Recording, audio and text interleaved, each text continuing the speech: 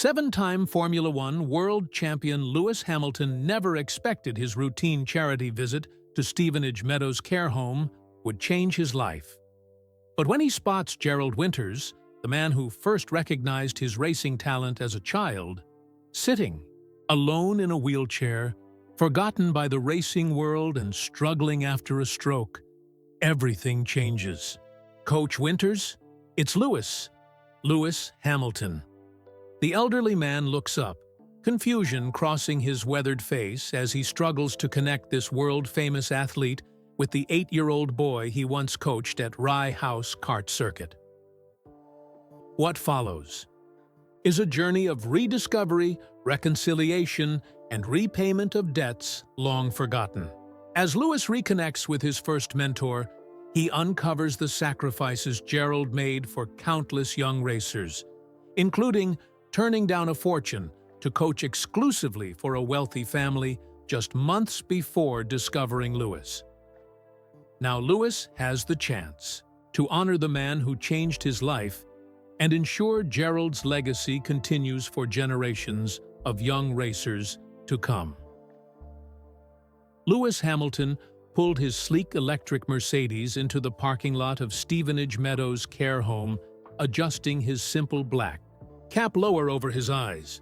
Even after all these years, returning to Stevenage still felt strange, a place both intimately familiar and increasingly distant with each passing season. "Just a quick visit, Mr. Hamilton," said Emma, the event coordinator from the Hamilton Commission. "The residents are so excited to meet you." Lewis nodded, checking his watch. He'd agreed to this stop before the main charity event at his old school, but his schedule was packed tight as always. 7 world championships hadn't made his life any less busy. If anything, his responsibilities had only grown. 30 minutes, he replied, with a warm smile that softened his time constraint. "Let's make it count for them."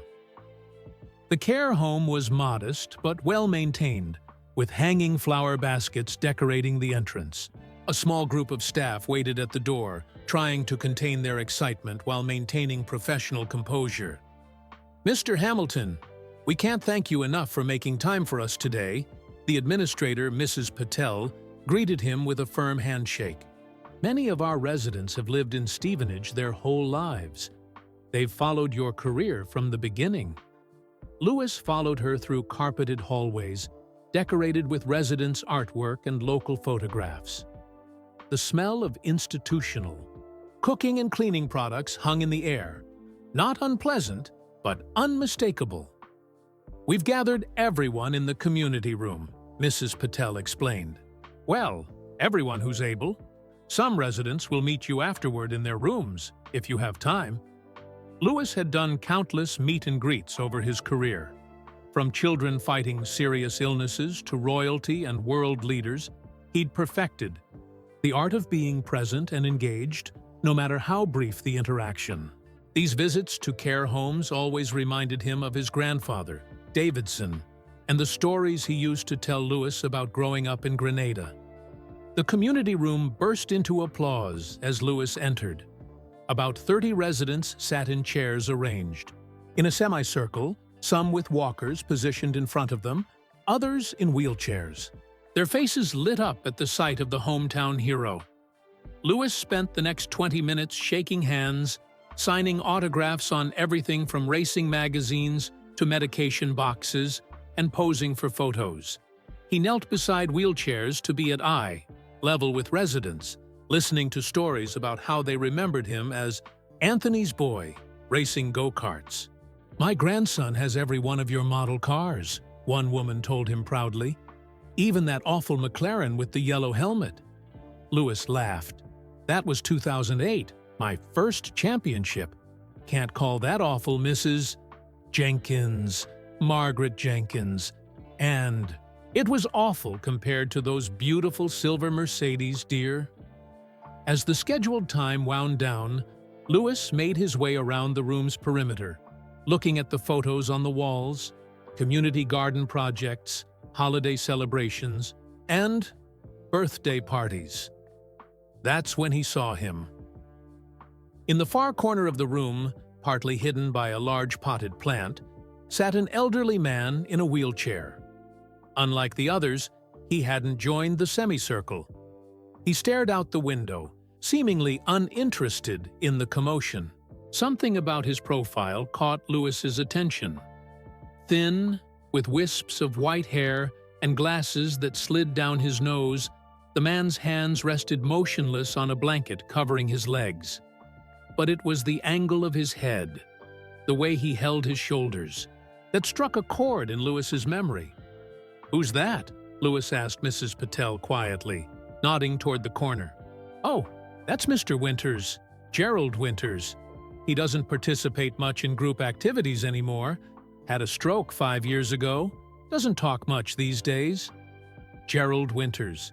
The name hit Louis like a physical force. Gerald Winters? From Rye House Cart Circuit? Louis asked, his voice dropping to a whisper. Mrs. Patel looked surprised. "Well, yes. I believe he was involved in karting years ago. Do you know him?" Without answering, Louis walked toward the solitary figure. The room quieted as people noticed his change in direction. The scheduled visit was technically over, but no one was going to rush him out. As Louis approached, he studied the man's face. Time had carved deep lines around his eyes and mouth. His skin had the translucent quality that comes with advanced age. But beneath the changes, Louis recognized the man who had first shown him how to find the perfect racing line.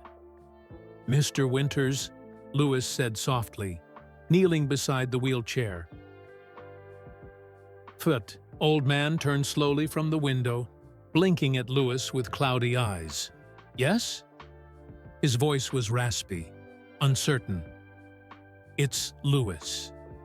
Louis Hamilton." Gerald Winters stared at him blankly for a moment.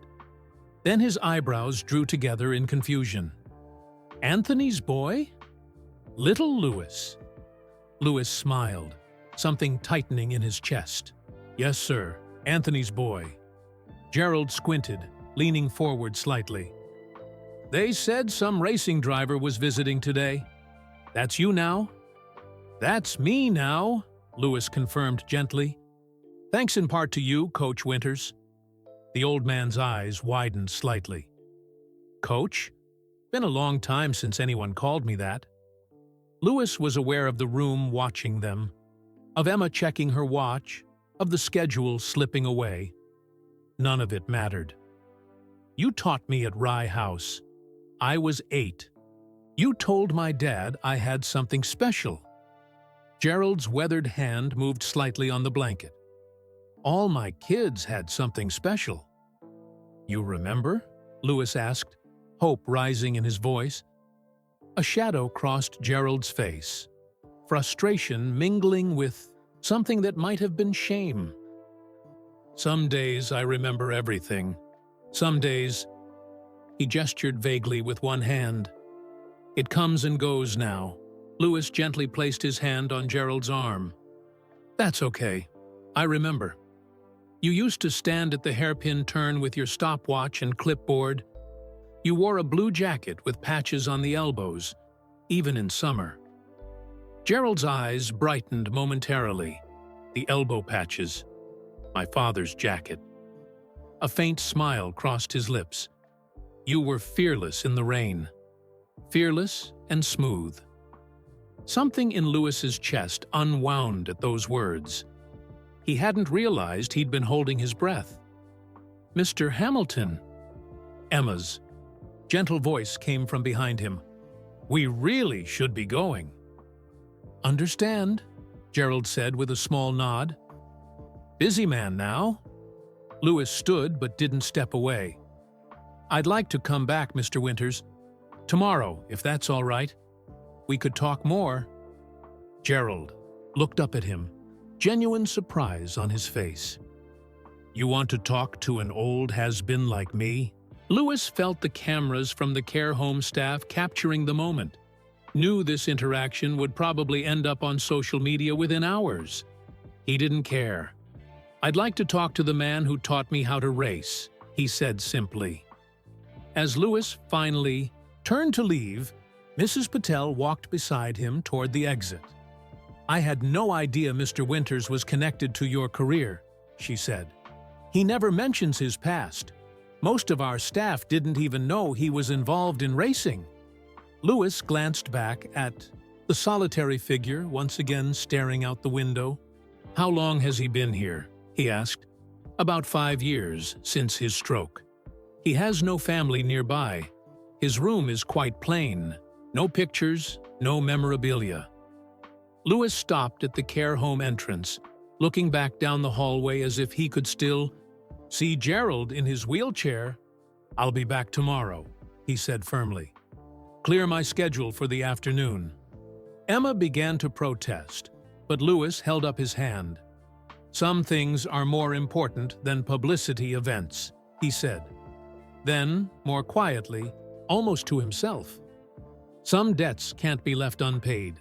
As the automatic doors closed behind him, Lewis Hamilton, one of the greatest Formula One drivers of all time, stood motionless in the sunshine, his mind racing back to wet Sunday mornings at a karting track and a tall man with a clipboard telling a young boy he could be a champion someday. Lewis canceled 3 interviews and a sponsorship meeting the next morning. His team was bewildered by the sudden change, but Lewis was firm. "It's important," was all he said. He arrived at Stevenage Meadows just after lunch, carrying a small box of chocolates, his mother's suggestion when he'd called her the previous night. "Gerald Winters," she'd said, her voice warm with recognition. "My goodness, Lewis. I haven't heard that name in years. Your father and I often wondered what happened to him." Lewis had spent half the night searching online for information about Gerald. He found surprisingly little. A few mentions in local racing club newsletters from the 1970s and 80s. A black-and-white photo of a younger Gerald in racing overalls standing beside a Ford Escort RS 2000 at Brands Hatch. Mrs. Patel met Lewis at the reception desk, clearly surprised he'd actually returned.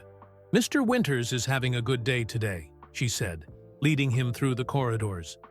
"The doctor says your visit yesterday seemed to perk him up considerably." They found Gerald in a small garden behind the care home, his wheelchair positioned, under the shade of an apple tree. He wore a cardigan despite the warm day, and a tartan blanket covered his legs. "You came back," Gerald said as Lewis approached. There was no surprise in his voice, just a simple statement of fact. "I said I would." Lewis pulled a chair close to Gerald's wheelchair and sat down. "I brought chocolates." Gerald smiled faintly. "Sweet tooth's one of the few pleasures left." "Thank you." For a moment, they sat in silence, listening to birds in the tree above them. "You're really Lewis Hamilton," Gerald said finally. "The boy from Rye House." "That's me. Formula One driver now." "Yes, sir," Gerald nodded slowly. "Good for you, son. Good for you." He paused, then added, "How many races you won?" 104, Lewis answered. Gerald's eyebrows shot up. 100 and... He stopped, shaking, his head in disbelief. "And championships?" 7. Gerald's hands trembled slightly on the arms of his wheelchair. 7 world championships? Equal with Schumacher? "I passed him.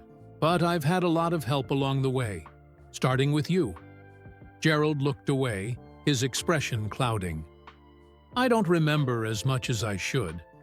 The stroke took things." "That's okay. I remember enough for both of us," Lewis said gently. "But I'd like to know what happened to you. When did you leave coaching?" Gerald's gaze drifted toward the small garden pond. "Must have been 2008? 2009? The financial crash hit the racing schools hard.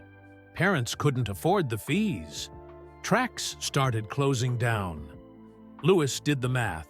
Gerald would have been in his early 60s then. "What did you do after that?" Odd jobs. Mechanic work mostly. Lived in a small flat in Luton. Gerald shrugged. Nothing special. Lewis hesitated before asking his next question. And your family? Never married. Racing was my life. Gerald smiled faintly. Had a sister. Maureen. She moved to Australia with her husband years ago. We lost touch. Lewis felt a pang of sadness. This man who had shaped so many young lives seemed to have no one in his own. The stroke happened 5 years ago? Gerald nodded. In my flat. Neighbor found me after 2 days. His voice was matter-of-fact, devoid of self-pity. Couldn't go back to living alone after. Ended up here. Do you like it here? It's clean. Staff are kind. Gerald paused. But it's not a racing track, is it? Lewis smiled at that. No, it's not.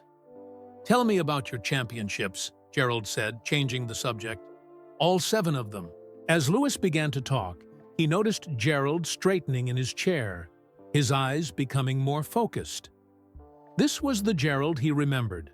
Attentive, analytical, present. Lewis described his first championship with McLaren in 2008, decided on the final corner of the final race in Brazil. I remember that, Gerald said suddenly. Watched it on the telly at the pub. Didn't connect the dots you were my Lewis, though. Mind wasn't as sharp then. Lewis continued with stories of his move to Mercedes, the battles with Nico Rosberg, the years of dominance. Gerald listened intently, occasionally asking surprisingly technical questions about tire compounds and engine modes. You haven't forgotten racing, Lewis observed. Racing's in the bones, Gerald replied, even when the mind forgets. After an hour, a care assistant brought tea. Lewis noticed Gerald's hands shaking as he tried to hold his cup. May I? Lewis asked, helping steady the cup. Gerald allowed the help but looked away, embarrassment crossing his features. Not much of the man you knew, am I? You're exactly the man I knew, Lewis contradicted him gently. The man who taught me that what matters isn't how fast you go, but how you handle the slow corners. Gerald's eyes widened in recognition. You remember that? I remember everything, Mr. Winters. I remember you telling my dad I had natural feel for the kart. I remember you staying late after everyone had gone home, helping me practice starts. Over and over. Your dad, Gerald murmured. Anthony, good man. Worked so hard for you. He did, Lewis agreed. We both owe you a lot. Gerald shook his head. I just pointed out what was already there. As the afternoon light began to fade, Lewis reluctantly checked his watch. I need to go soon, but I'd like to come back. Maybe bring some photos, some videos from those days. You have videos? Gerald sounded surprised. My dad filmed everything. Every race. Every practice. Gerald smiled, a full, genuine smile that transformed his face. I'd like that. As Lewis stood to leave, Gerald caught his sleeve with a trembling hand. Why now, Lewis? Why come looking for an old man after all these years? Lewis considered the question carefully. I didn't come looking, he admitted honestly. But finding you, it feels like being given a chance to say thank you. To someone I should have thanked a long time ago. Gerald released his sleeve with a slight nod. Tomorrow, then? Tomorrow, Lewis promised. And Mr. Winters? I'd like to bring a friend. Angela. She's my physiotherapist. I thought maybe she could look at your hands, see if there are some exercises that might help with the shaking. For a moment, Gerald's pride visibly battled with practicality. Then he nodded. Once? That would be kind. As Lewis walked back to his car, his phone buzzed with messages from his agent, his team principal, his publicist, all wondering where he'd disappeared to. For once, Lewis Hamilton, known for his meticulous professionalism, ignored them all. Some debts couldn't wait any longer. True to his word, Lewis arrived the next day with a laptop and several old photo albums. Angela Cullen, his trusted physiotherapist, with her distinctive blonde hair, followed behind carrying her medical bag. "He's in the day room," Mrs. Patel told them. "He's been watching the clock all morning." Lewis found Gerald sitting at a small table by the window, dressed more formally than the previous day in a button-up shirt and cardigan. His thin hair had been combed neatly to one side. "You came," Gerald said, eyes brightening. "With reinforcements," Lewis replied, gesturing to Angela. "This is Angela Cullen. She keeps me in one piece during race weekends." Gerald extended a trembling hand, which Angela took in both of hers. "Pleasure to meet you, Mr. Winters. Lewis has told me how important you were to his early career." While Angela began her gentle assessment of Gerald's mobility, Lewis unpacked his materials. He opened the first photo album to a page showing a gap-toothed 8-year-old in an oversized helmet, standing beside a go-kart. "Dad kept everything," Lewis explained, sliding the album toward Gerald. "Every race program, every certificate." Gerald carefully adjusted his glasses and leaned over the album. His fingers hovered above the photos, not quite touching them. "Rye House," he murmured, recognizing the backdrop. "Look at the size of that helmet on you," Lewis laughed. "Dad bought it big so I could grow into it." Gerald turned the page and stopped at a photo of himself, younger, with a full head of dark hair, kneeling beside Lewis's cart, pointing at something on the chassis, while a young Lewis looked on intently. "That's me," Gerald said softly, touching the image. "I remember that day. You were having trouble with understeer in the hairpin." Lewis nodded, excitement building. "You showed me how to adjust my line to compensate." No, Gerald corrected, his voice suddenly stronger. "I showed you how to adjust your weight transfer. The line was already correct." Lewis grinned at Angela. "See? He remembers." They continued through the album. Photos of podium ceremonies at local tracks, Lewis holding trophies almost as big as himself. Gerald often visible in the background, arms crossed, a small smile on his face. "You never stood with us for the photos," Lewis observed. Gerald shrugged. "Wasn't my moment. Was yours and your dad's."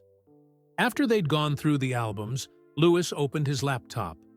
"I've got some video Dad digitized a few years ago. Quality isn't great, but..." He pressed play on the first clip, a shaky camcorder recording from 1995. A tiny Lewis Hamilton in a yellow helmet navigated a rain-soaked Buckmore Park, his cart sliding perfectly through corners while others spun off. "Look at that control," Gerald murmured, leaning closer to the screen. "Natural feel for the wet." The camera panned momentarily to show a younger Gerald standing trackside, stopwatch in one hand, clipboard in the other, utterly focused on Lewis's cart. "You never took your eyes off the track," Lewis said. "Couldn't afford to. Milliseconds matter." Gerald's gaze was fixed on the screen, his expression intense. "Play it again." Lewis restarted the video. This time, Gerald began commenting on Lewis's technique, his voice growing stronger, more authoritative. "See that? Perfect throttle control through the puddle. Most kids would lift completely. Not you." He tapped the screen. "And there, smooth hands, no panic correction." Angela, who had been quietly observing, leaned in. "Mr. Winters, would you mind if I work on your hands while you watch? Some gentle exercises might help with the dexterity." Gerald nodded absently, too engrossed in the video to pay much attention, as Angela began guiding his fingers through subtle stretching movements. Lewis played clip after clip. Races from Larkhall in Scotland, Rora in Cumbria, PF International in Lincolnshire. With each video, Gerald became more animated, his coaching instincts visibly reawakening. "You see that boy in the red cart?" Gerald pointed to one of Lewis's competitors. "Braking too early. Could have passed him 2 laps sooner." "If you'd recognized it," Lewis laughed. "I was 9, Mr. Winters." And already overthinking. "Some things never change," Gerald retorted with unexpected sharpness.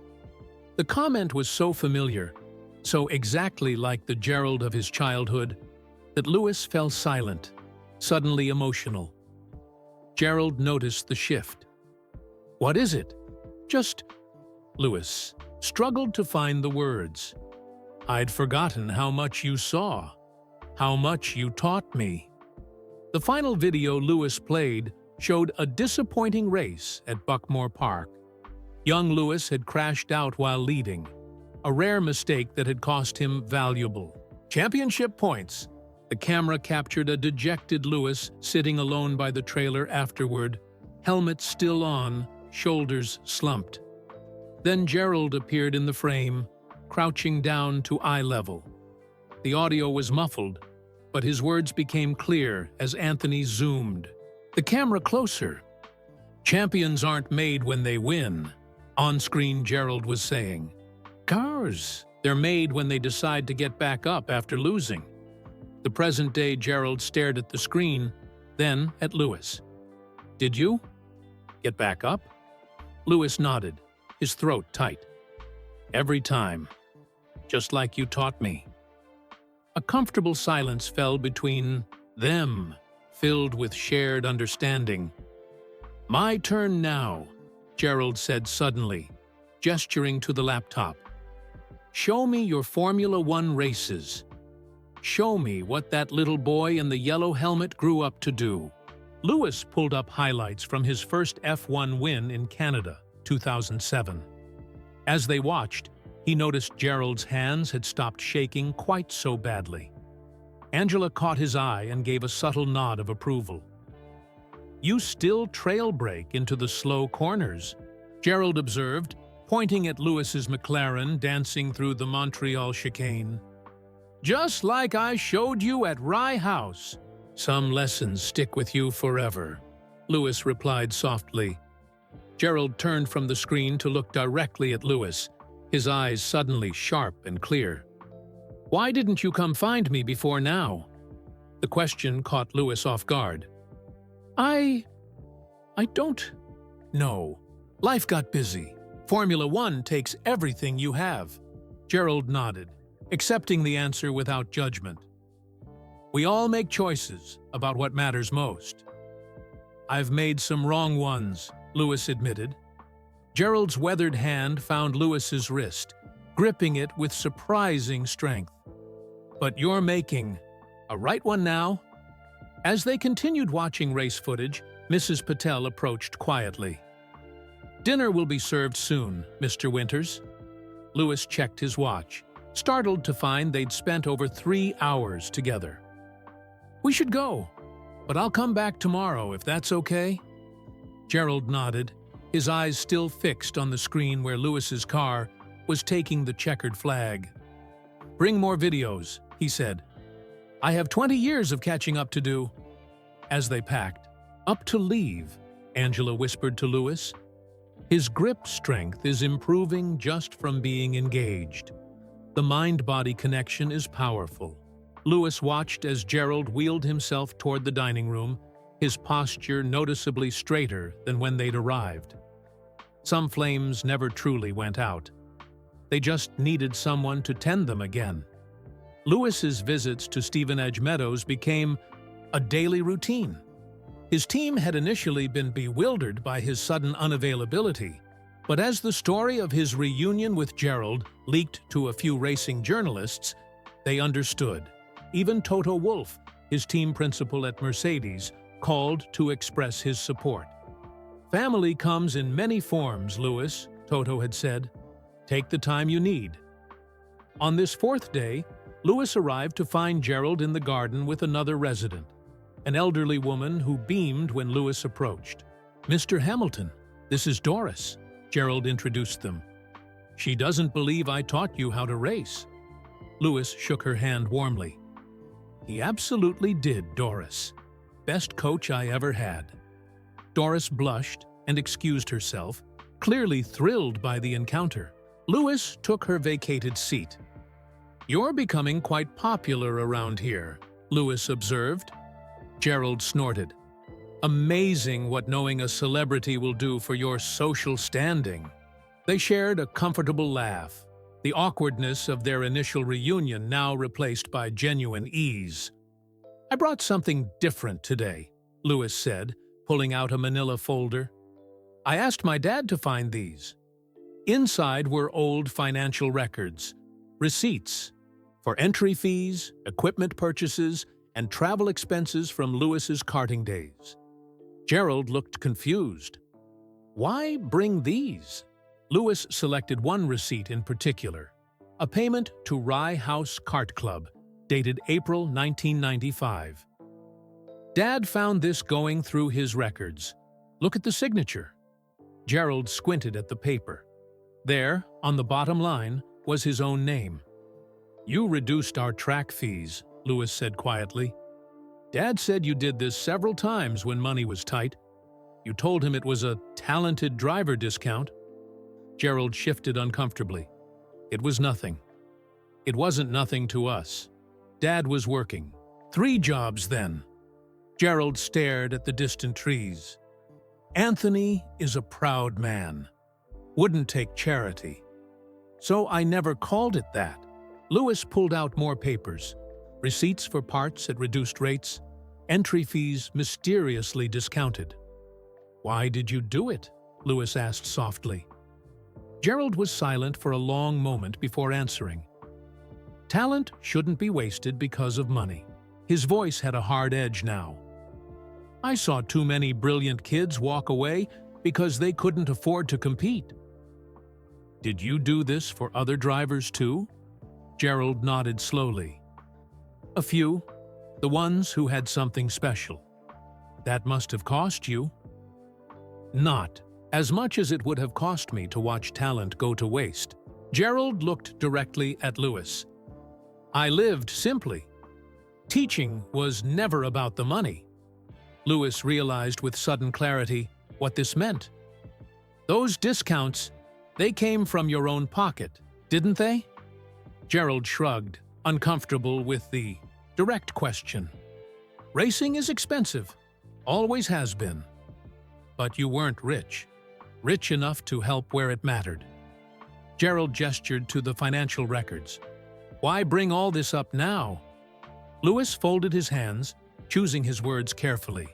"When I was 10, I made a promise to my dad that when I made it big, I'd pay him back for everything he sacrificed.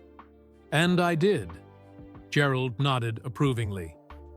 "But I never knew I owed the same debt to you," Lewis continued. Gerald's expression hardened. "You don't owe me anything." "I disagree. I didn't help you for repayment." Gerald's voice rose slightly. "I did. It because that's who you are," Lewis finished for him. "I understand that now." Gerald settled back in his wheelchair, a mix of emotions crossing his face. "What happened to the others?" Lewis asked. "The other drivers you helped?" "Some raced a few years, then stopped. Life gets in the way." Gerald's eyes took on a distant look. "Marcus Webb was brilliant. Had your smoothness, but with more aggression. His parents divorced. Racing stopped. Sophia Chen, amazing technical mind, could set up a kart better than drivers twice her age. Family moved to Canada. Darren Taylor had the most natural talent I'd ever seen. Until you came along. What happened to him? Crashed at Rora. Broke his collarbone. Father pulled him out. Said it was too dangerous." Gerald shook his head at the memory. "Racing gives and takes away." Lewis absorbed this in silence, thinking of his own career, the sacrifices, the injuries, the constant pressure. None of them made it to Formula One, Gerald continued. But that doesn't mean they failed. Racing teaches life lessons that matter everywhere. Discipline, focus, perseverance. You taught those lessons, Lewis said. Not just racing technique. Gerald waved this away. Teachers plant seeds. Not their fault if some grow and others don't. As the afternoon sun began to set, Lewis made a decision. He hadn't planned this conversation, but something about Gerald's quiet dignity, his refusal to acknowledge his own contributions, crystallized a thought that had been forming since their first reunion. "I'd like to take you to Silverstone," Lewis said abruptly. "For the British Grand Prix next month." Gerald's eyes widened. "What?" "As my guest. In the Mercedes garage." "I couldn't possibly." "Please," Lewis interrupted. "It would mean a lot to me." Gerald stared at him, clearly struggling with the offer. "I'm not exactly mobile these days." "We'll figure it out. Angela thinks your mobility could improve with the right exercises." Gerald looked down at his hands, which still trembled, but noticeably less than days before. Finally, he nodded once. "I'd like that," he said quietly. "To see you. Race? Just once?" Lewis smiled, but his mind was already racing ahead. Taking Gerald to Silverstone was just the beginning of a promise he was making to himself. A promise that went far beyond a single race weekend. Some debts could never be fully repaid, but that didn't mean you shouldn't try. The next morning, Lewis sat in his hotel suite in London, surrounded by his closest team members. Present were Angela Cullen, his personal trainer, Mark, his longtime manager, and Dr. Eleanor Singh, a specialist in geriatric medicine whom Lewis had contacted overnight. "So let me get this straight," Mark said, rubbing his forehead. "You want to take an elderly stroke patient with mobility issues to one of the busiest, loudest sporting events in Britain?" "Yes," Lewis replied simply. "The same weekend you're trying to win your 9th British Grand Prix?" "Yes," Mark exchanged glances with Angela, who smiled supportively. "Mr. Hamilton," Dr. Singh interjected, her voice calm and professional, "while I admire your intentions, we need to consider Mr. Winters's medical needs carefully. A race weekend is an extremely stimulating environment, noise, crowds, weather variables." Lewis nodded. "That's exactly why I called you. I need to know what's possible and what's not." Dr. Singh opened her tablet. "I've reviewed the records Mrs. Patel sent over. Mr. Winters suffered a moderate ischemic stroke 5 years ago. His left side mobility remains compromised, and he experiences intermittent tremors." "The tremors have improved just in the past few days," Angela noted. "I've been working with him on some basic exercises." "That's encouraging," Dr. Singh replied. "Motivation and mental engagement often accelerate physical recovery, even years after a stroke." Lewis leaned forward. "So it's possible?" "Possible, yes. But we'd need to create very specific conditions." Dr. Singh began typing notes. "He would need a quiet space for regular rest periods, protection from extreme temperatures, and immediate medical access if required." Lewis turned to Mark. "Can we arrange that?" Mark sighed, but he was already scrolling through his phone.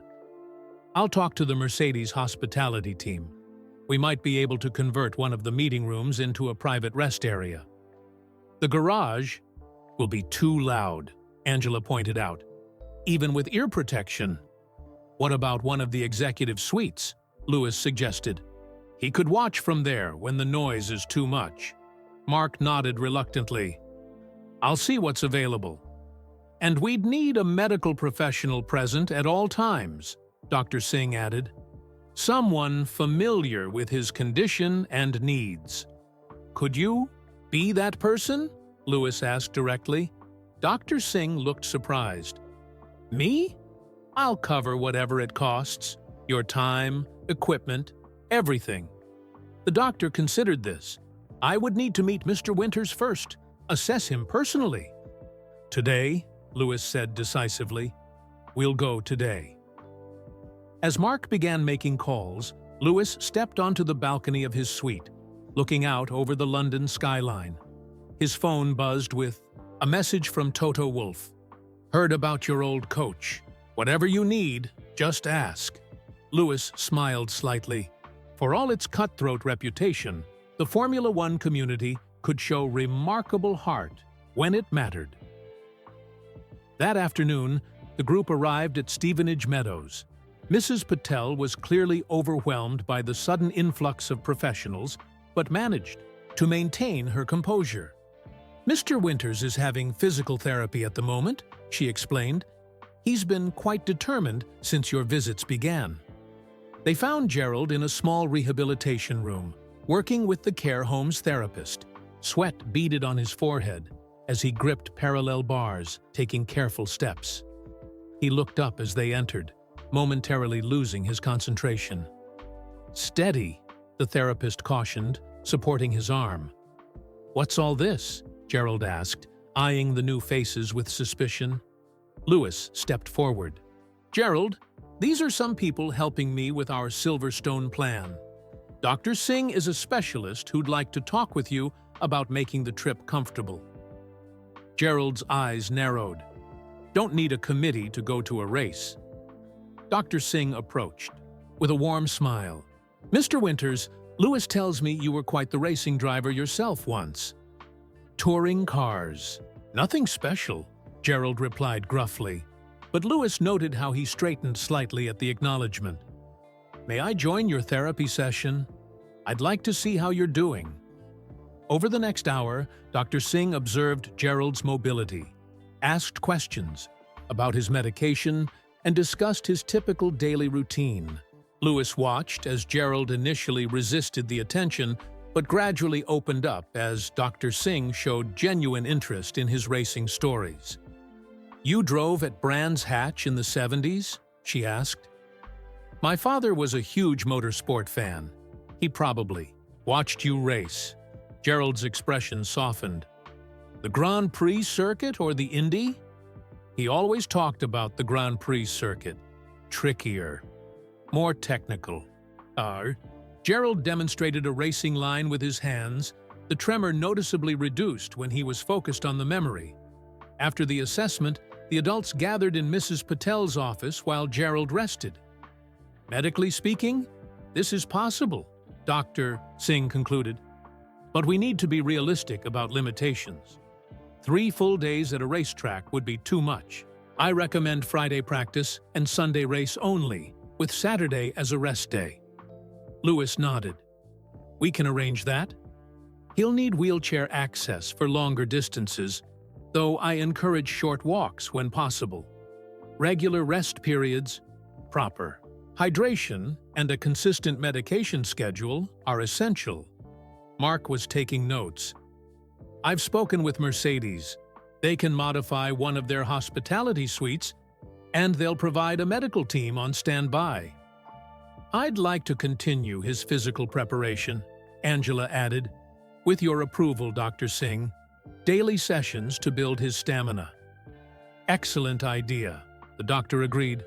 Start gradually, focus on core stability and grip strength. Lewis listened to the planning, a strange emotion welling in his chest.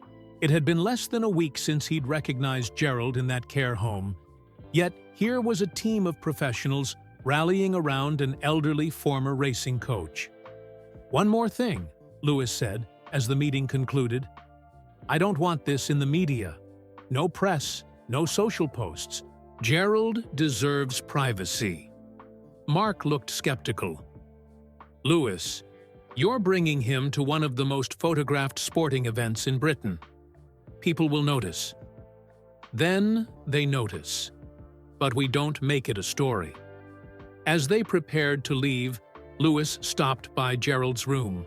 He found the older man looking out his window, a racing magazine open on his lap, one Lewis had brought him earlier in the week. "Too many people fussing," Gerald said without looking up. "They want to help."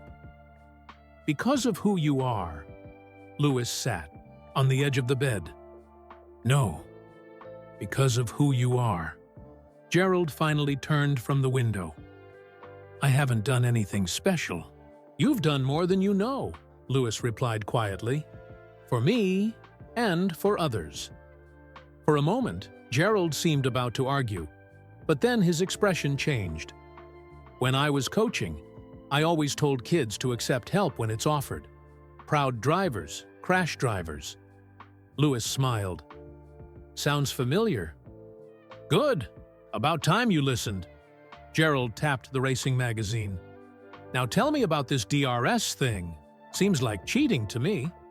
As Lewis launched into an explanation of modern F1 technology, he made a mental note to have Mark start searching.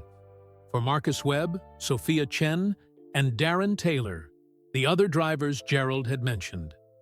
This journey was just beginning. Finding Gerald's former protégés proved more challenging than Lewis had anticipated. Unlike him, they hadn't become world-famous athletes with Wikipedia pages and fan sites documenting their every move. "I've got something on Marcus Webb," Mark reported 3 days later. They were sitting in Lewis's hotel room, laptops open, takeaway, containers scattered across the table. LinkedIn profile: he's a business development director at a tech company in Reading. Lewis peered at the screen. The profile picture showed a middle-aged man with a receding hairline and glasses, smiling confidently in a suit. Nothing about him suggested he had once been a promising young racer. "Contact information?" Lewis asked. "I've sent a message, but these things take time. People are suspicious when celebrities reach out randomly." Lewis nodded, understanding the caution. His fame was a double-edged sword. It opened many doors but made genuine connections more difficult. "What about the others? Sophia Chen and Darren Taylor?" Mark shook his head. "Sophia's a common name, and without knowing which part of Canada her family moved to, it's like finding a needle in a haystack." "And Darren?" "Actually," Mark brightened, "I might have something there. There's a Darren Taylor who runs DT Karting Academy in Milton Keynes. Started about 8 years ago." Lewis felt a surge of excitement. "That has to be him. Milton Keynes is just down the road from Silverstone." "I'll make a call tomorrow," Mark promised. Lewis's phone chimed. A text from Angela. "G walked 30 meters today with just a cane. Progress." Lewis smiled at the update. In just over a week, Gerald had shown remarkable improvement, his determination to make the Silverstone trip providing powerful motivation. "We should go to the karting academy in person," Lewis decided. "No, calls. If this Darren is Gerald's former student, I want to see his face when he hears Gerald's name." The DT Karting Academy occupied a modest facility on the outskirts of Milton Keynes. As Lewis pulled his car into the small parking lot, he was struck by how familiar it felt. The sound of kart engines revving in the distance, the smell of race fuel and rubber. "Brings back memories," he murmured to Mark as they approached the entrance. Inside, a young woman at the reception desk did a double-take when she recognized Lewis. "Mr. Hamilton!" Wow, this is unexpected," she stammered. "Are you here for—" "I'd like to speak with Darren Taylor," Lewis said with a friendly smile. "Is he available?" "He's trackside with the junior class. I can call him in if—" "No need," Lewis interrupted gently. "We can go to him, if that's okay." She nodded, still wide-eyed, and pointed toward a door leading to the track. Lewis and Mark followed the sound of engines to a small but well-maintained outdoor circuit. A group of children, probably around 10 years old, circled the track in identical carts, while a man in his 40s stood on a raised platform, stopwatch in hand. Lewis stopped at the track's edge, watching. The man's posture, the way he tracked, Each cart, with focused attention, reminded him so much of Gerald that Lewis felt a jolt of recognition. After the session ended and the carts returned to the pits, Lewis approached. Darren Taylor was instructing the young drivers when he noticed Lewis walking toward him. He froze mid-sentence, disbelief crossing his features. "Lewis Hamilton," he finally managed, "at my humble track. The kids will never believe this." Lewis shook his hand. "Not so humble. You've got a good facility here." "Thanks, but it's a far cry from Formula One." Darren turned to his students. "Take 10 minutes to hydrate, then we'll review your lap data." As the excited children scattered, whispering and pointing at Lewis, Darren turned back to him. "This isn't a scheduled appearance, is it?" he asked, confusion evident. "No, it's more personal," Lewis replied. "Does the name Gerald Winters mean anything to you?" The change in Darren's expression was immediate and profound. His professional composure cracked, revealing something vulnerable underneath. "Gerald? You know Gerald?" The words came out, almost as a whisper. Lewis nodded. "He was my first real coach, at Rye House." "Mine too," Darren said.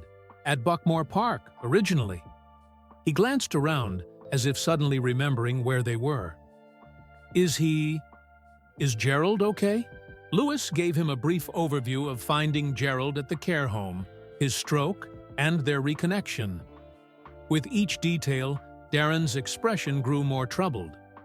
"I had no idea," he said when Lewis finished. "I lost touch with him years ago. After my accident." "At Rora," Lewis supplied. "He told me." Darren unconsciously touched his collarbone. "Dad pulled me out of racing after that. Gerald tried to convince him it was just bad luck, that I had real potential, but..." He shrugged. "That was that." "But you found your way back." "To racing," Lewis observed, gesturing to the track. A small smile appeared on Darren's face. "Couldn't stay away. Started coaching part-time while working in sales. 5 years ago, I took the plunge and opened this place." His expression sobered. "I tried finding Gerald when I started the academy. Wanted his advice. But nobody seemed to know where he'd gone." Lewis nodded, understanding. "He fell off the radar. Financial crash hit the racing schools hard. I should have tried harder to find him," Darren said, regret evident in his voice. "We all should have," Lewis agreed quietly. "But now, we have a chance to make it right." He explained the plan to take Gerald to Silverstone for the British Grand. Prick. Watching as Darren's eyes lit up. "I want to help," Darren said immediately. "Whatever you need." "Actually, there is something," Lewis replied. "I'm trying to gather the people Gerald helped over the years. He mentioned you, Marcus Webb, and Sophia Chen." "Marcus Webb," Darren repeated, his face brightening. "Haven't heard that name in years. Brilliant driver, smoother than silk." His brow furrowed in concentration. "Last I heard, he was working for some tech company. We exchanged Christmas cards for a while." "That matches what we found," Mark confirmed. "Any idea about Sophia Chen?" Darren thought for a moment. "She didn't move to Canada. It was Singapore. Her father got a position at a university there. She'd be in her late 30s now." "That helps narrow it down," Mark said, making notes on his phone. "She was scary smart," Darren continued. "Could tell you exactly what was wrong with a cart just by listening to the engine. Gerald used to say she'd make a brilliant engineer. Someday."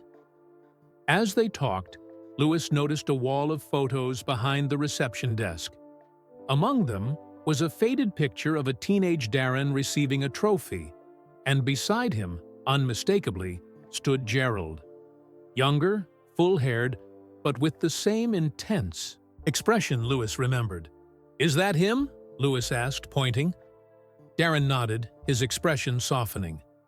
"Junior Championship, 1998. My biggest win." He paused. "Gerald was more excited than I was, said I drove the perfect race." The three men stared at the photo, each lost in their own memories of the man who had shaped their early careers. "I'd like to see him," Darren said finally. "Before Silverstone. Would that be possible?" Lewis smiled. "I think he'd like that very much." As they exchanged contact information, Lewis felt a growing sense of purpose.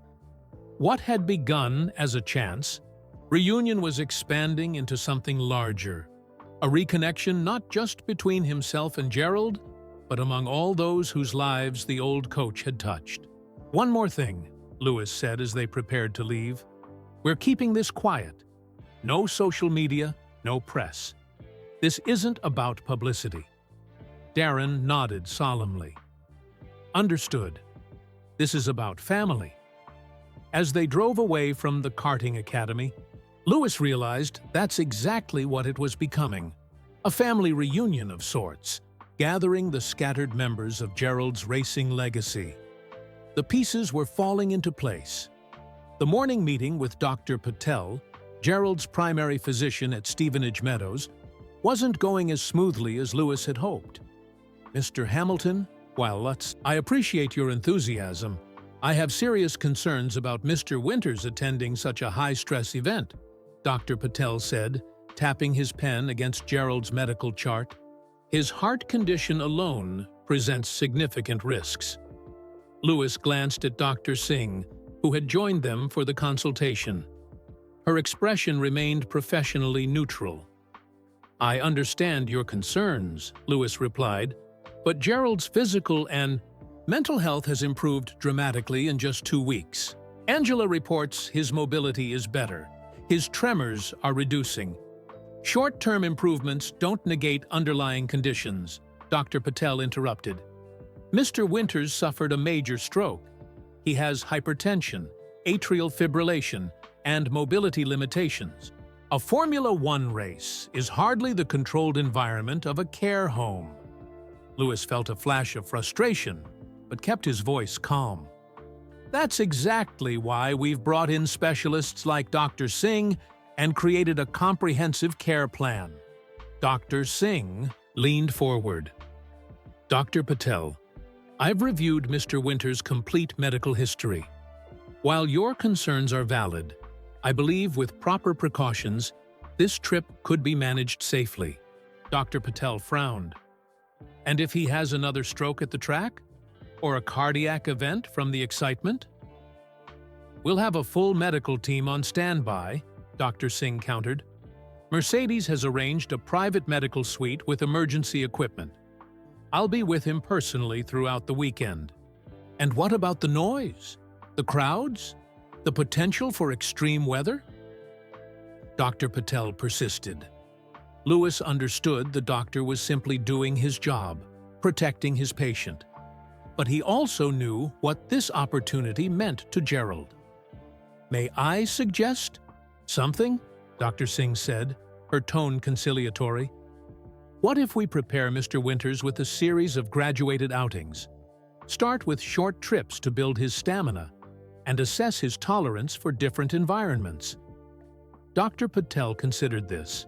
"That would provide some empirical data on how he handles excursions.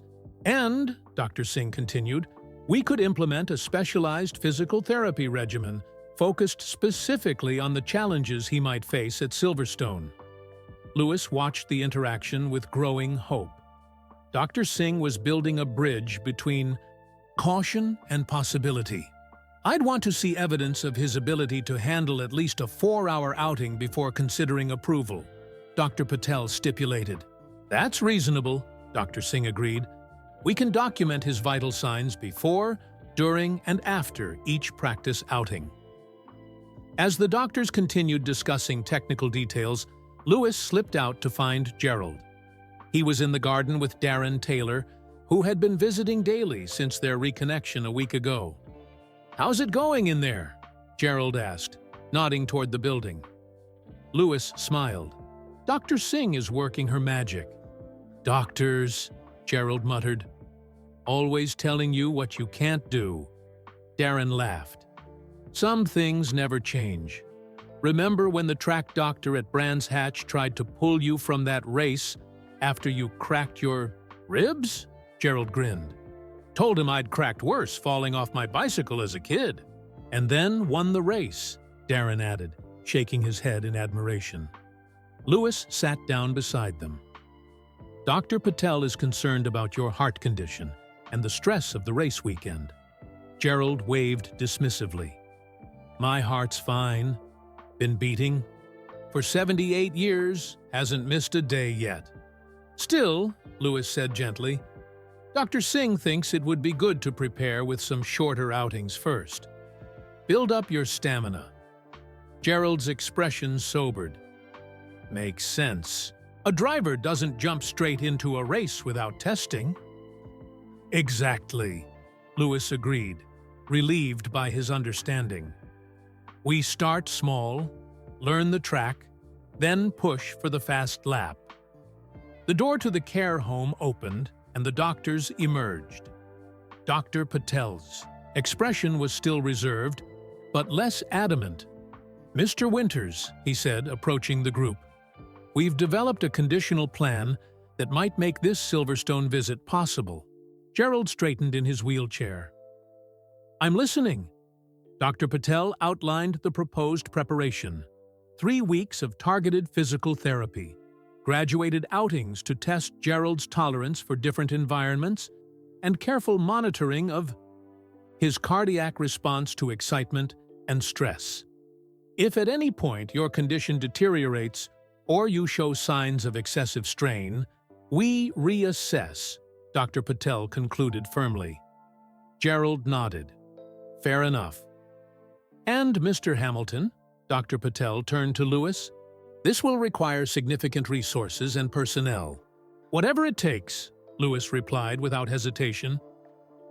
As the doctors returned inside to finalize details, Gerald looked at Lewis with a mix of gratitude and determination. "I won't let you down," he said quietly. "This isn't a test, Gerald," Lewis replied. "It's a gift to both of us." Darren checked his watch and stood to leave. "I should get back to the academy. The afternoon session starts in an hour." "Before you go," Lewis said, "any luck contacting Marcus?" Darren nodded. "He's coming tomorrow. Said he wouldn't miss it for the world." As Darren left, Lewis watched Gerald staring at the medical plan Dr. Patel had left with them. His expression was focused, strategic. The same look Lewis remembered from those early karting days when Gerald would analyze a track before a race. Some challenges couldn't be overcome with raw speed. Sometimes they required patience, precision, and perfect execution. The morning of the British Grand Prix dawned clear and bright, a rarity at Silverstone, where rain so often played a role in race outcomes. Lewis arrived at Stevenage Meadows just after 7, having barely slept the night before. It wasn't pre-race nerves that kept him awake, but thoughts of the day ahead with Gerald. The care home was already bustling with activity. Dr. Singh was performing final checks on Gerald's vitals, while Angela reviewed the day's schedule with Mrs. Patel. "How is he?" Lewis asked Dr. Singh quietly. "Blood pressure slightly elevated, but that's to be expected. He's excited." She smiled. "And he's followed the preparation plan meticulously. I think we're good to go." The past 3 weeks had been intense. Gerald had undergone daily physical therapy sessions, gradually increasing in duration and intensity. They'd taken him on progressively longer outings, first to a local cafe, then to Darren's karting academy, and finally to a crowded shopping center to test his tolerance for noise and crowds. Angela had been ruthless but encouraging in her training regimen, focusing on building Gerald's stamina and improving his stability. The results were remarkable. Though still using a walking cane for longer distances, Gerald could now navigate short distances unassisted, and his hands were steady enough to handle a teacup without spilling. Lewis found Gerald in his room, dressed and ready in a crisp button-up shirt and slacks. On the bed lay a surprise, a Mercedes team jacket with Gerald's name embroidered on the chest. "Thought you might need this," Lewis said, picking it up. "Gets chilly in the garages sometimes." Gerald touched the jacket with reverent fingers. "It's been a long time since I had my name on team gear." Lewis helped him into the jacket, adjusting the collar. "Perfect fit. Seems your tailor can work with more than just driver measurements," Gerald joked, examining his reflection in the mirror. "Toto insisted on it. Said you're officially part of the team today." Gerald's expression grew serious. "Thank you, Lewis, for all of this." "It's my pleasure," Lewis replied simply. "Ready to go?" Gerald nodded, picking up his cane. "Been ready?" For this day since 1995. Outside, a sleek electric Mercedes EQS sedan waited instead of Lewis's usual sports car. The passenger seat had been specially modified with extra cushioning and support for Gerald's comfort during the hour-long drive. To Silverstone. "No helicopter?" Gerald teased as Lewis helped him into the seat. "Thought you might enjoy the scenic route," Lewis replied with a smile, though in truth, Dr. Singh had vetoed a helicopter transfer as too stressful for Gerald's first major outing. 3. Drive to Silverstone was filled with memories.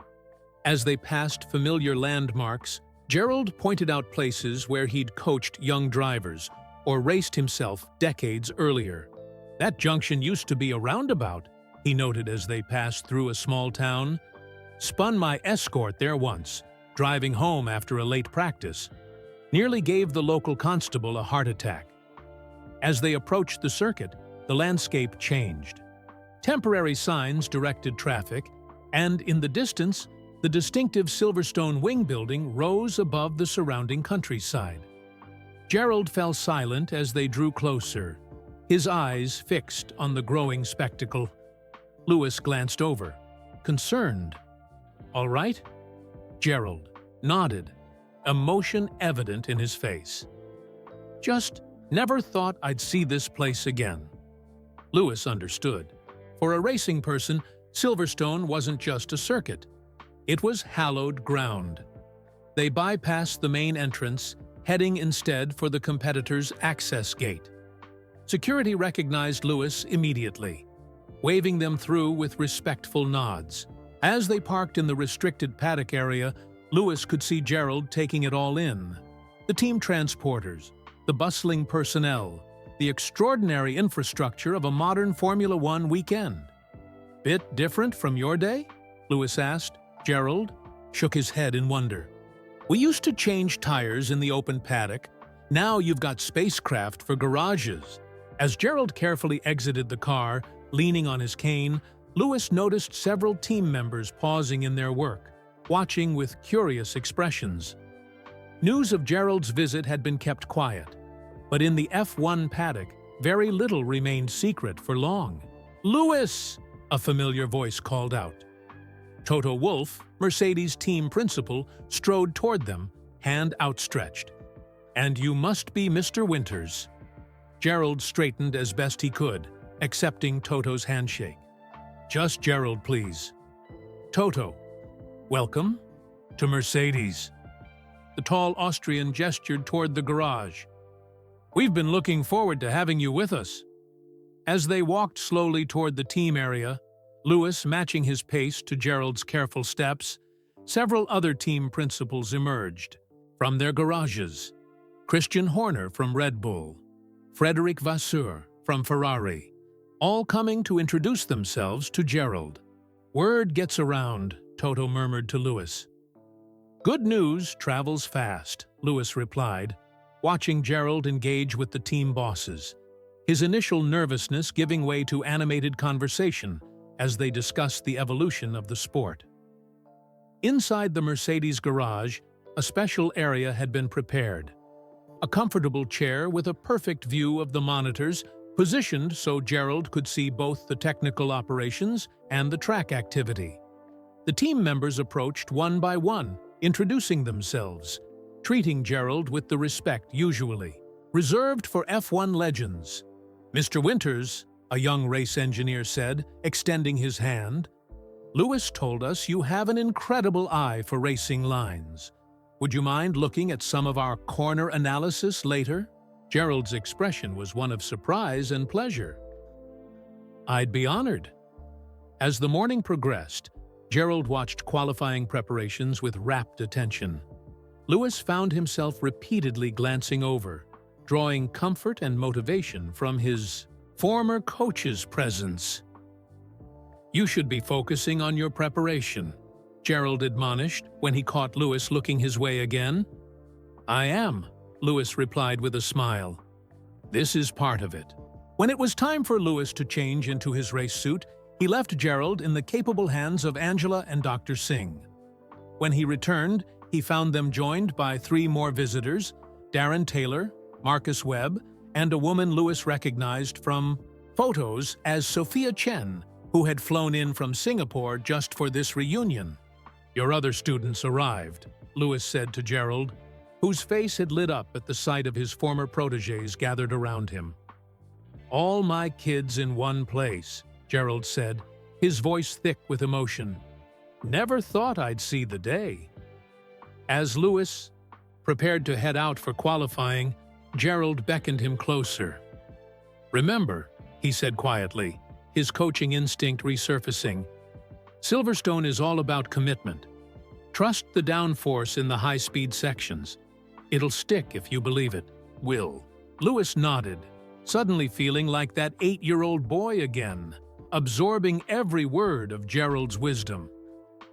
"I'll be watching," Gerald added, tapping his cane against the floor. "Don't hold anything back." In that moment, with the garage buzzing around them and the sound of engines filling the air, Lewis realized something profound. Today wasn't just about giving Gerald a glimpse of the racing world he'd left behind. It was about bringing their journey full circle. News of Gerald's presence at the Mercedes garage spread through the paddock like wildfire. Between qualifying sessions, a steady stream of visitors came to pay their respects to the man who had influenced Lewis Hamilton's early career. "Mr. Winters," a familiar Scottish voice called out. Sir Jackie Stewart, 3-time world champion and elder statesman of Formula One, walked toward Gerald with his hand extended. "I thought it might be you when I heard the rumors." Gerald looked up in surprise. "Sir Jackie, you remember me?" The Scotsman smiled warmly. "Of course I do. Brands Hatch, 1973. You were driving that blue Ford Escort in the touring car support race. Nearly took the win until that last lap puncture." Gerald's face lit up. "You watched that race?" "I did indeed. Always liked to see who was coming up through the ranks." Sir Jackie pulled up a chair. "You had good hands, smooth on the wheel."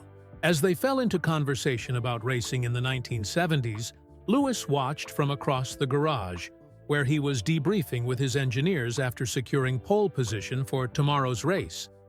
Seeing Gerald animated and engaged, trading stories with one of the sport's greatest legends, filled Lewis with quiet joy.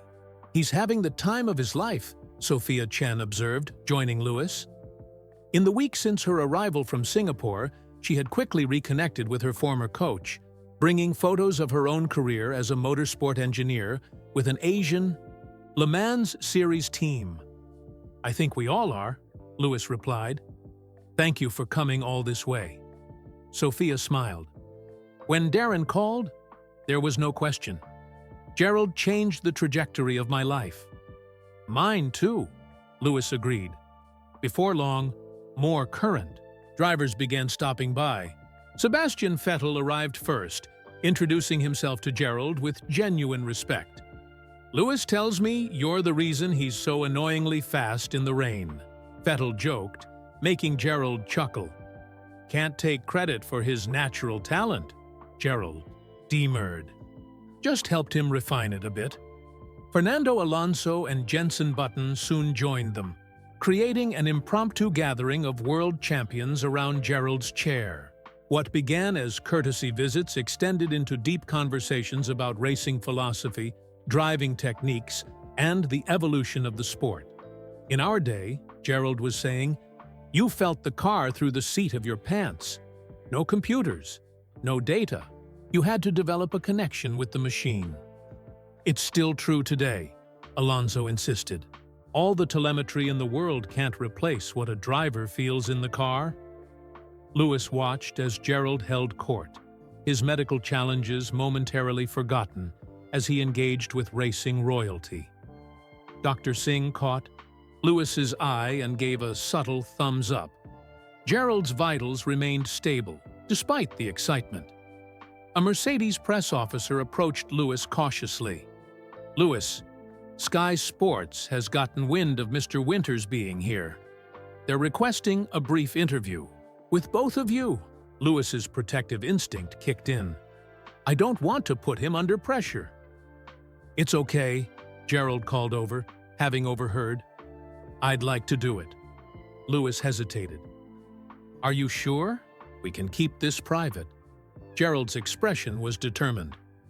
I may not get another chance to tell my story. Might as well make the most of it. The interview was set up in a quiet corner of the hospitality area. Lewis sat beside Gerald as the IB cameras rolled, the Sky Sports reporter asking thoughtful questions about their early days together. What did you see in young Lewis that told you he was special? The reporter asked. Gerald considered the question carefully. It wasn't just his speed, though he had plenty of that. It was his attitude. Some kids want to win. Lewis needed to understand why he'd won or lost. He was hungry for knowledge, not just trophies. When asked about his own racing career, Gerald was modest. I was a decent driver, not a great one. Found my real talent was in teaching others. And what does it mean to you to be here today, seeing Lewis as a 7-time world champion? Gerald glanced at Lewis, emotion evident in his eyes. It means everything. In coaching, you plant seeds, but you don't always get to see the tree in full bloom. Today, I get to see the forest that grew from those early days at Rye House. After the interview, a photographer approached, asking for a picture of Gerald with the assembled champions. As they gathered around his chair, Gerald sitting tall and proud in his Mercedes jacket, Lewis had a sudden flash of memory. Gerald at Rye House, clipboard in hand, watching Lewis take his first tentative laps around a rain-soaked track. Hold that pose, the photographer called, capturing the moment. Gerald Winters surrounded by Formula One royalty, all listening intently as he demonstrated a racing technique with his hands. As afternoon turned to evening, the excitement of the day began to take its toll. Dr. Singh noticed Gerald's energy flagging and signaled to Lewis that it was time to consider retiring to the specially prepared quiet room. Just a few more minutes, Gerald requested, clearly unwilling to miss a moment of his return to the racing world. Sophia approached with a tablet. Gerald, I wanted to show you something before we go. Remember how you used to teach us about racing lines by drawing them on track maps? She pulled up an overlay of telemetry data from Lewis's qualifying lap. This is the modern version of what you taught us. The computer measures exactly where Lewis placed the car, down to the millimeter. Gerald studied the screen with fascination. The principle hasn't changed, has it? Still about finding that perfect arc through the corner. Exactly, Sophia agreed.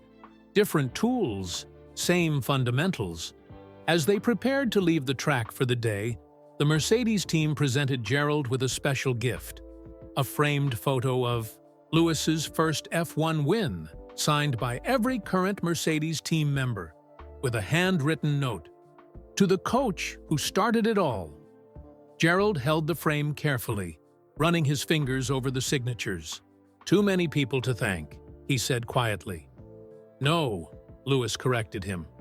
Too many people thanking you. As they made their way toward the exit, Gerald moving slowly but steadily with his cane, team members stopped what they were doing to applaud. The gesture, spontaneous and heartfelt, brought tears to Gerald's eyes.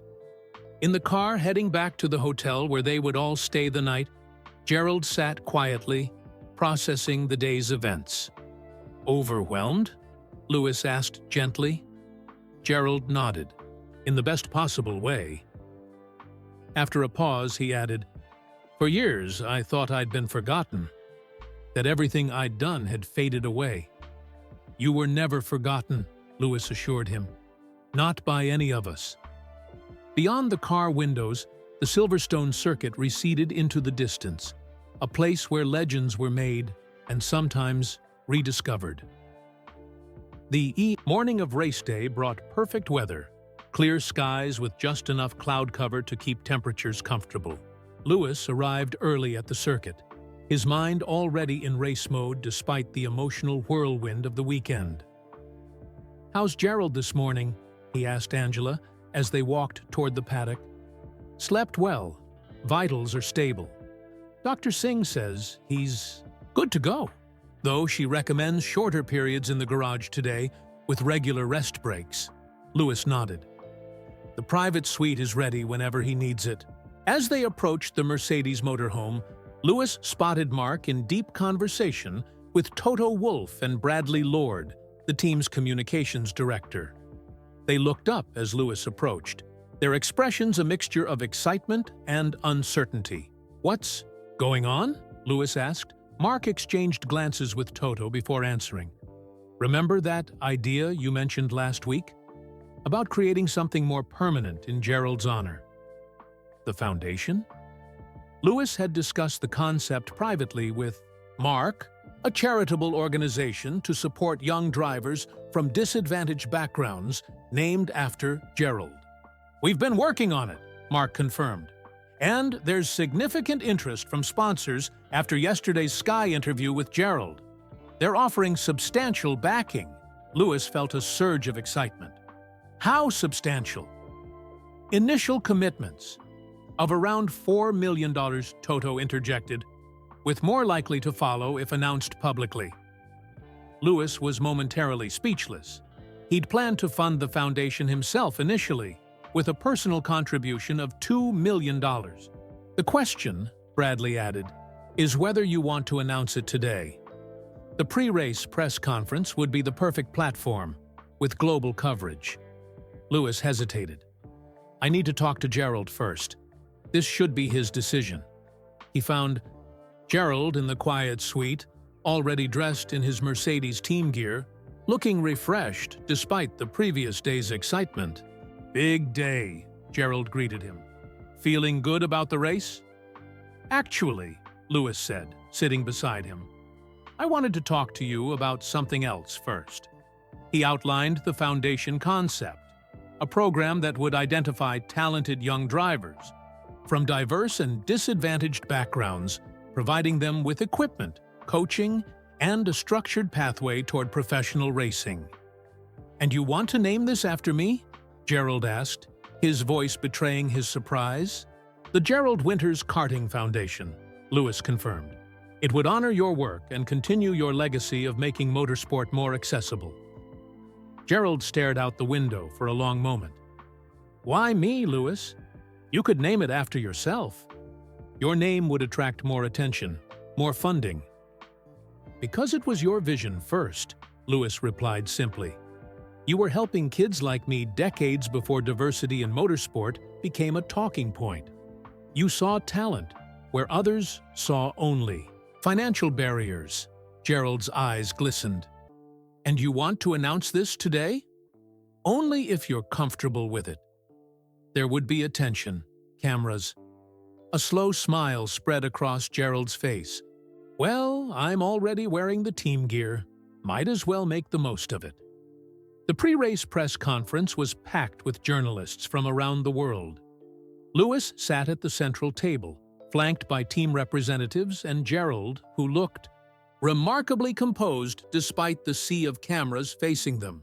"Before we discuss today's race," Lewis began, "I want to make a special announcement."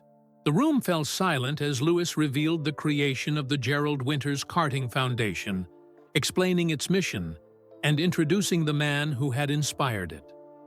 As he spoke, Lewis watched Gerald's expression, proud but humble, exactly as he remembered from those early karting days when Gerald would deflect praise for his students' successes.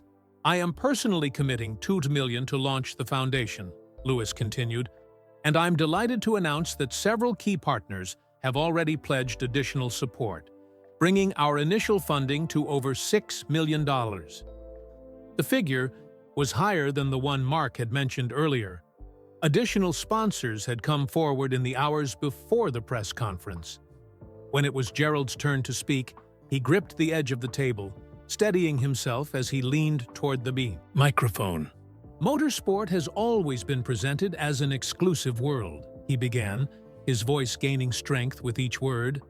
"But talent isn't exclusive. It exists everywhere. In council estates and private schools, in every country and community. What's been exclusive is opportunity." The room was utterly silent, journalists furiously taking notes as Gerald continued. "This foundation will identify children with natural ability and provide them with the tools, training, and pathway they need, not just to participate, but to excel." He glanced at Lewis. "I've seen firsthand what can happen when talent meets opportunity. The results can change the world of racing." After the formal announcement, Sky Sports conducted an impromptu interview with Gerald. The reporter asked what qualities he looked for in young drivers. "Heart," Gerald answered without hesitation. "Technical skills can be taught. Racecraft can be developed. But you can't teach heart. That hunger to improve, to overcome, to push beyond what seems possible." He smiled. Lewis had it from day one. So did Darren, Marcus, and Sophia. They never saw barriers, only challenges to overcome. As the interview concluded, the paddock erupted in applause. Not just from the journalists, but from team members, drivers, and officials who had gathered to witness the announcement. Lewis helped Gerald back to the Mercedes hospitality area, where Darren, Marcus, and Sophia waited with champagne.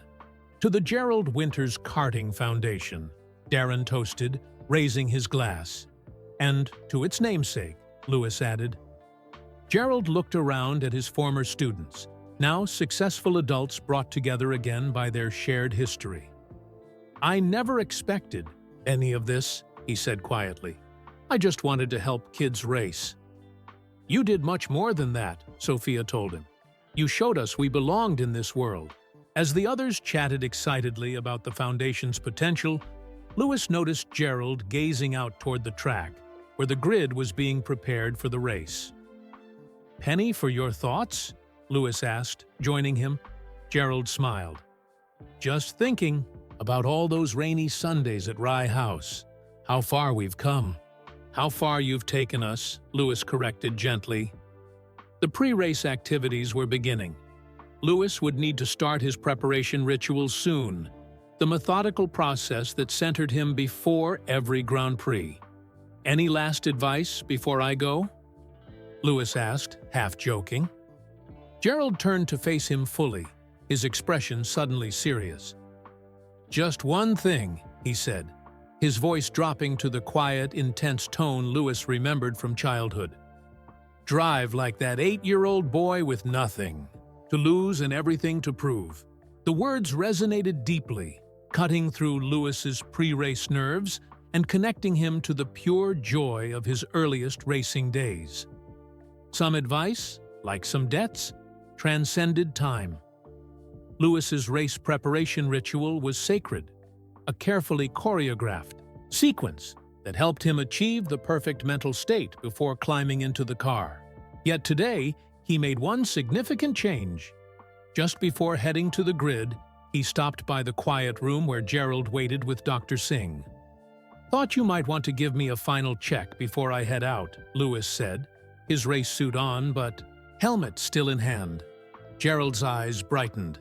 "Just like old times." Dr. Singh discreetly stepped away as Lewis knelt beside Gerald's chair, an unconscious echo of their positions from 25 years earlier. Coach and driver, mentor and student. "Forecast says there might be rain in the final stint," Lewis said. "Reminds me of Buckmore Park, 1996. Gerald nodded. "That race when you passed 3 carts in one corner because you found grip where no one else looked." "You taught me that," Lewis reminded him. "To think beyond the conventional racing line when conditions change." Gerald placed a hand on Lewis's shoulder, his touch firm despite the years that had weakened his body.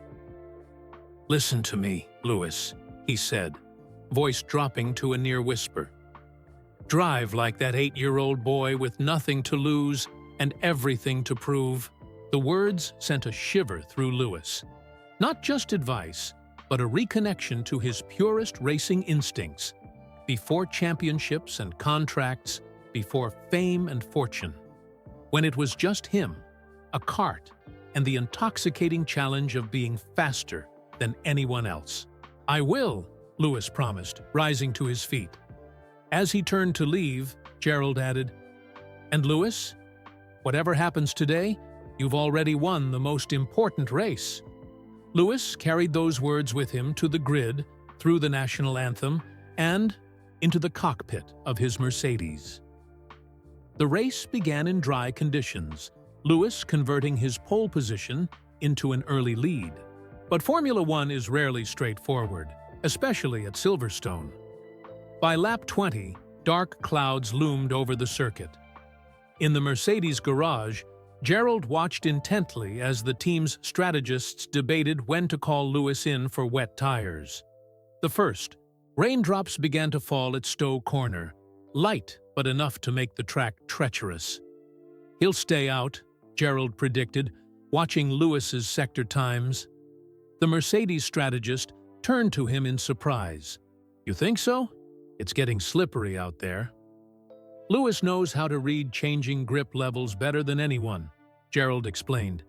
"He'll extract everything from those slicks until the crossover point." Sure enough, while other drivers pitted, early for intermediate tires, Lewis extended his stint, finding grip where others struggled. When he finally boxed, his lead had extended to 12 seconds. But racing, like life, rarely follows a simple script. As the rain intensified, Max Verstappen in the Red Bull began to close the gap, his car working better in the fully wet conditions. Lap after lap, the lead diminished. 12 seconds, 8 seconds, 5. In the garage, tension mounted. Gerald remained calm, his eyes fixed on Lewis's racing line through the rain-soaked corners visible on the monitors. "He's adapting," Gerald murmured, more to himself than anyone else. "Finding different lines each lap as the puddles form." With 10 laps remaining, Verstappen was within DRS range, setting up a dramatic finish to the British Grand Prix. The two cars danced through the spray, separated by mere tenths of a second. Gerald leaned forward in his chair, oblivious to everything, except the battle unfolding on track. This was racing at its purest. Two supremely talented drivers pushing to the absolute limit in challenging conditions. In the cockpit, Lewis felt an unusual clarity despite the pressure. Gerald's words echoed. In his mind, "Drive like that 8-year-old boy with nothing to lose." He stopped thinking about championship points or team expectations and simply focused on finding the fastest way around each corner, one at a time. With 3 laps to go, Verstappen made his move at Stowe, diving to the inside. Lewis, anticipating the attack, took a defensive line but left just enough space, a masterclass in hard but fair racing. They ran wheel to wheel through Vale and Club, neither giving an inch. In the end, it came down to the final lap. Lewis, drawing on decades of experience and that childhood joy of racing in the rain, found extra grip around the outside of Luffield, carrying more speed onto the hangar straight and decisively pulling ahead. When he took the checkered flag, the roar from the British crowd could be heard above the engine noise. Lewis performed the customary victory lap, but made an unexpected detour, stopping his car near the Mercedes hospitality area where Gerald watched from a viewing platform. He pointed directly at his former coach, an unambiguous dedication of his victory. In Parc Fermé, Lewis climbed from the car, soaked in sweat and rainwater, and immediately sought out the trackside interviewer. "Lewis, what an incredible drive in those conditions. How does it feel to win your home Grand Prix once again?" Lewis removed his helmet, his expression a mixture of elation and deep emotion. "This one's special. Really special." He pointed toward the Mercedes area. "My first coach, Gerald Winters, is here today. Everything I did out there, especially in the rain, comes from what he taught me when I was just a kid." "And what did he teach you?" the interviewer pressed. Lewis smiled, his eyes bright despite the exhaustion. "He taught me to drive like I had nothing to lose and everything to prove. Some lessons, once learned, became part of your very being." The celebrations lasted well into the evening. Lewis's 9th British Grand Prix victory, combined with the announcement of the Gerald Winters Karting Foundation, created an atmosphere of jubilation throughout the Mercedes team. For once, Lewis didn't rush off after the podium ceremony, instead spending hours with the team, Gerald and his former students. As the crowds dispersed and the circuit grew quiet, Lewis found himself alone with Gerald in the now empty Mercedes hospitality suite.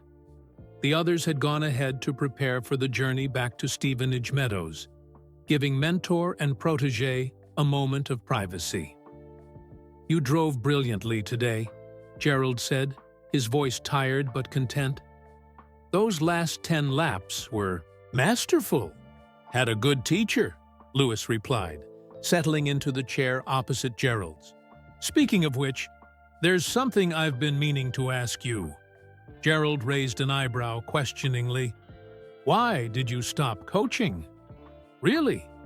The financial crash explains the racing school's closing, but someone with your experience could have found a position elsewhere, maybe even with a professional team." Gerald was silent for a long moment, gazing out at the darkening circuit. When he finally spoke, his voice was quieter, more reflective. "I had an offer once," he began. "Year before I met you, team owner approached me, wealthy man, owned a Formula 3 team, wanted me to coach his son exclusively." Lewis leaned forward, intrigued. "What happened?" "The money was substantial. More than I'd ever earned." Gerald's fingers drummed lightly on his armrest. "But there was a condition. I'd have to give up teaching at the karting tracks, focus solely on his boy." "And you turned it down," Lewis guessed. Gerald nodded. "The boy had talent, sure, but he didn't have the fire, the hunger. Would have been like trying to ignite wet wood." He smiled faintly. "Plus, I'd have missed all those other kids, the ones who showed up in second-hand gear with patched-up carts and determination pouring out of their eyes." "Kids like me," Lewis said softly. "Kids exactly like you." Gerald shifted in his chair, wincing slightly at the day's accumulated fatigue. "The team owner was furious when I declined, used his connections to block me from certain opportunities afterward. Made things difficult." Lewis felt a surge of indignation. "Who was he?" Gerald waved the question away. "Doesn't matter now. Water under the bridge." "It matters to me," Lewis pressed. Gerald sighed. "Harrison Webb." Marcus's father. Louis's eyes widened in shock. Marcus's father? Does Marcus know? No, Gerald said firmly. And he doesn't need to. Harrison was looking out for his son, in his own way. Can't fault a father for that. But he sabotaged your career because you wouldn't abandon other drivers. Gerald's expression was philosophical. Life's full of choices. I made mine. And 3 months later, Louis began, understanding dawning. 3 months later, Gerald continued with a small smile. A determined 8-year-old boy in a too-big helmet showed up at Rye House, and his father working multiple jobs to keep him racing. Louis was silent, absorbing the weight of this revelation. Gerald had sacrificed career advancement, financial security, and professional opportunities, all to maintain his commitment to helping any talented child who came his way, regardless of their background. I lost a fortune, Gerald said, his eyes twinkling, but found a champion instead. He reached across to pat Louis's hand. I've never regretted it for a second. The simple statement hung in the air between them, powerful in its sincerity. You know, Louis said finally, the foundation we announced today, it's going to find more kids like me. Kids who wouldn't get a chance otherwise. That's what matters, Gerald agreed. That's the legacy worth having. As the facility lights began shutting down around them, Louis helped Gerald to his feet. The older man leaned on his cane but stood straighter than he had 2 weeks earlier, his posture reflecting a renewed sense of purpose. Ready to head back? Louis asked.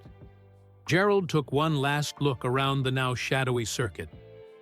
You know, I wondered for years if I'd made the right choice turning down that offer, he said. Wondered where I might have ended up. And now, a smile of absolute contentment spread across Gerald's weathered face. Now I know, with complete certainty. As they made their way slowly toward the exit, Louis carrying the framed photo presented to Gerald by the Mercedes team, neither felt the need for more words. The circle that had begun on a wet Sunday morning at Rye House Kart Circuit, nearly 30 years earlier, had closed. Coach and student, mentor and champion, connected by choices made and roads taken. Some fortunes couldn't be measured in pounds or dollars, and some riches had nothing to do with money at all. Thank you for joining us for this heartwarming tale of reconnection, gratitude, and the lasting impact of mentorship. We hope you enjoyed following Louis and Gerald's journey from a chance meeting at a retirement home to an emotional reunion at Silverstone. Where are you listening from? We'd love to know which part of the world this story reached today. If you enjoyed this story, please consider liking this video and subscribing to our channel. Don't forget to share this video with friends and family who might appreciate this touching story. Together, we can spread awareness about the importance of remembering and honoring those who helped shape our paths to success. Until next time, remember that some of the most meaningful gifts we can give cost nothing at all. Just our time, attention, and gratitude to those who believed in us from the beginning.